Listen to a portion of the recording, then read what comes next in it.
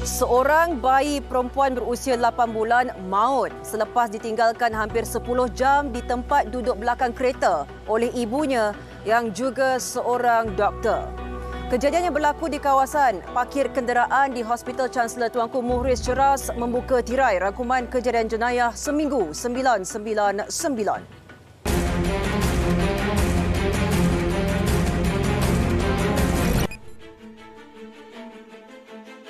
Kejadian didakwa berlaku selepas ibu mangsa meletakkan bayi terbabit di tempat duduk penumpang belakang sebelah kiri kereta untuk dihantar ke Taska pada jam 7.20 pagi 5 Oktober lalu.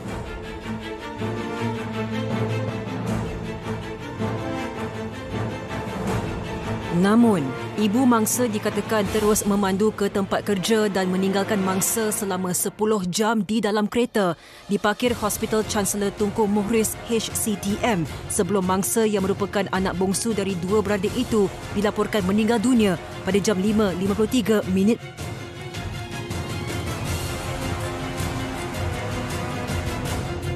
Ibu mangsa yang juga seorang doktor mendakwa hanya menyedari kejadian itu selepas dimaklumkan suaminya bahawa mangsa tidak dihantar ke Taska.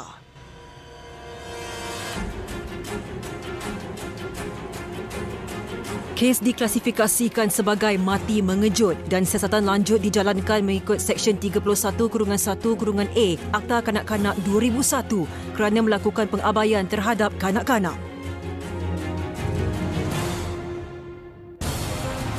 Sindiket Pak Dan yang aktif menyeludup minyak petrol dan diesel bersubsidi ke negara jiran berjaya dilumpuhkan pihak polis susulan penangkapan seorang lelaki dipercayai dalang utama sindiket berkenaan.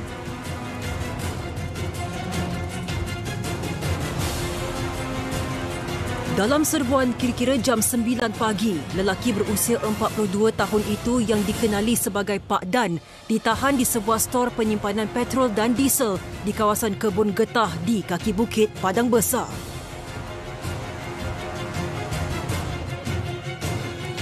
Sebanyak 980 liter minyak petrol dan 1,870 liter diesel bersubsidi bersama sebuah kereta jenis Proton Iswara dengan jumlah keseluruhan bernilai lebih RM23,000 berjaya dirampas.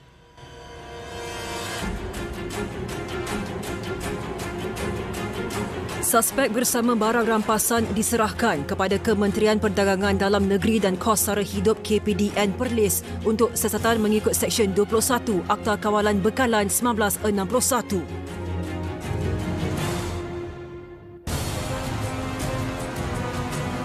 Di Kuala Lumpur, bahagian siasatan jenayah komersial Ibu Pejabat Polis Daerah Sentul berjaya menumpaskan sindiket kutipan derma dalam talian yang dipercayai beroperasi sejak 5 tahun yang lalu.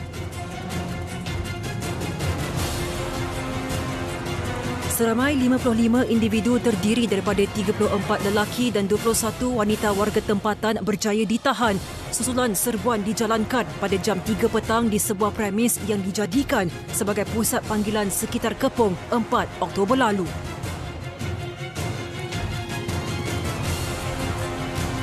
Polis turut merampas 54 unit komputer riba, 126 unit telefon bimbit, 108 buah buku risit, 2 set modem router, skrip dan rakaman perbualan pemanggil dan mangsa yang ditemui dalam salah sebuah komputer riba.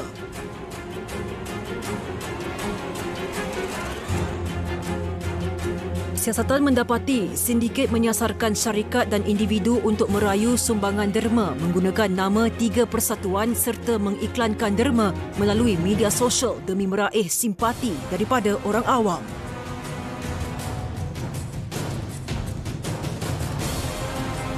Kes disiasat mengikut Seksyen 420 Kanun Keseksaan.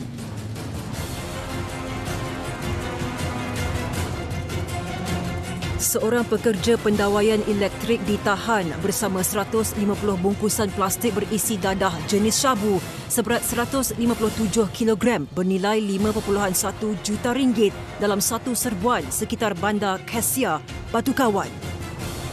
Penahanan dilakukan kira-kira jam 12.50 tengah hari selepas bahagian siasatan jenayah narkotik Ibu Pejabat Polis Daerah Seberang Perai mengesan suspek sedang memunggah bungkusan dadah dari sebuah kereta jenis Honda HR-V ke dalam kereta yang dipandunya.